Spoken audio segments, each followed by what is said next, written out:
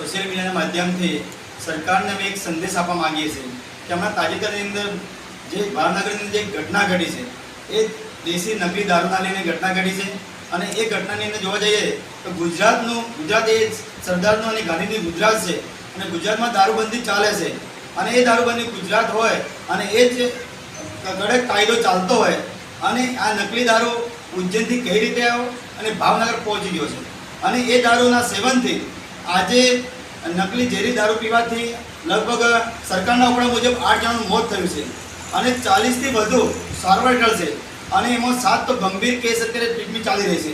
તો ખરેખર હું સરકારશ્રીને આ સોશિયલ મીડિયાના સંદેશ આપવા માગું છું કે ખરેખર ગાંધીના અને સરદારના ગુજરાતમાં આવું કેમ, કાયદો ફક્ત કાગળ ઉપર કેમ? જો ગુજરાતની અંદર કડક કાયદો હોય તો આજ દિન સુધી આ કડક કાયદા દારૂબંધીના કેસની અંદર બુટલેગરોને કેટલાની સજા આપવામાં આવેલી અને આ દારૂ કોના ઈશારે કોની રહેમ નજર આવે છે અને સરકારનું કામ શું? આજે ગુજરાત જોવા જઈએ તો લોકશાહી નથી પણ દારૂશાહી ચાલે છે અને આખું ગુજરાત દારૂશાહીના શાસનમાં ચાલતું હોય એવું ઠેર ઠેર આજે ગુજરાતનો એક ખૂણો ન હોય કે ત્યાં દારૂ ના મળતો હોય।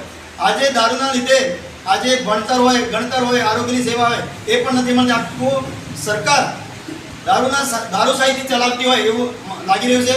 તો અમારો સંદેશ એક જ છે કે હવે અમે જનતાને કેટલા દિવસ સુધી જૂઠું બોલશો? સત્તામાં રહો છો, લોકોના સાથે રાખો, લોકોનો હક જાણો, લોકોની માગણી પૂરો કરો। સાસવારે આ દારૂના લીધે હજારો લોકો મૃત્યુ પામી રહ્યા છે, એનો જવાબદાર કોણ? આજથી એ જવાબદાર વ્યક્તિ નથી। આજે સરકાર શું કરે છે? સરકારના જે પોલીસ રક્ષણ શું કરી રહ્યા છે? રક્ષકો પોતે જ ભક્ષક બનતા હોય તો જનતા કોના સારે ચાલશે? તો આજે માની લો કે આજે એક ગુજરાત એવી બોર્ડર નથી કે ત્યાં દારૂ સપ્લાય ન થતો હોય। આજે ગુજરાતનું એક એવું ગામડું નથી કે દારૂ ના મળતો હોય। આજે જાહેર રસ્તા હોય, હાઈવે હોય, નેશનલ હાઈવે એ પોલીસના સ્ટેશનની બાજુ પણ દારૂ મળતો હોય છે।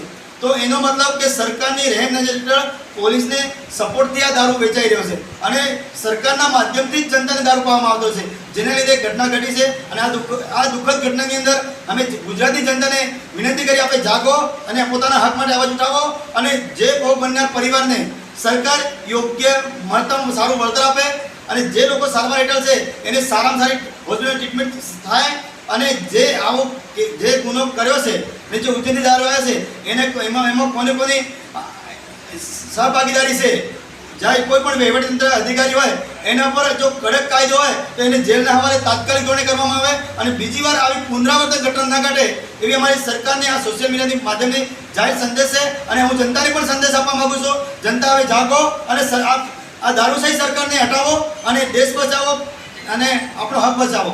લોકશાહી બચશે તો આપણે બચીશું, આપણે બચીશું તો લોકશાહી બચશે।